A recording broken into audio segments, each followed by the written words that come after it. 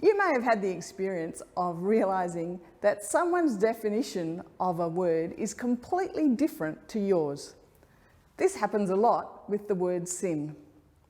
This video establishes a clear biblical explanation of sin so that any conversation will be on a mutually agreed foundation. Check out the video and then work out who you might link it to. Welcome to Graphic Faith. I'm Karen Morris. To understand Christianity, we really need to understand sin.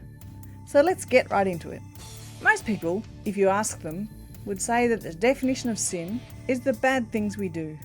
But that's not what the Bible actually says. The Bible says the definition of sin is rejecting God, or more to the point, putting something else in God's place. You see, if God really is a higher power or an authority, then He has the right to rule our lives. And so when we let something else rule our life, then we are putting that in God's place. And most people put themselves in God's place. My life, my rules, my way.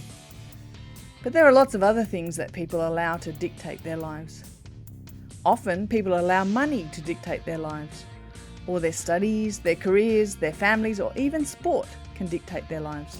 So that means whatever we use to dictate our life or give our life meaning is being put in God's place. And that's the Bible definition of sin.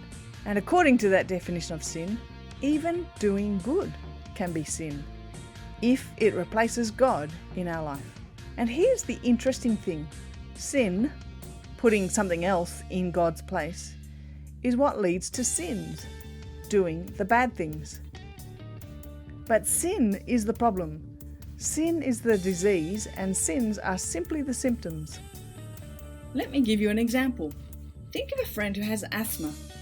This disease makes breathing difficult and can cause terrible distress. Sometimes your friend will be symptom-free, and other times they'll have terrible symptoms. But the problem is actually the disease. You couldn't say to them, "Today's a good day, you're cured," because there is no cure. And humans are just like that with sin. Sometimes we can be symptom-free, we can look like we're good people, but we always have the disease. And with sin, Jesus is the only treatment. Jesus is the only way we can stop rejecting God and come into relationship with Him. Do you want that? Do you want relationship with God? Do you want your sin dealt with by Jesus? Then you need to investigate Christianity and ask your questions and find some answers. Check out the other videos on this webpage for more graphic faith explanations.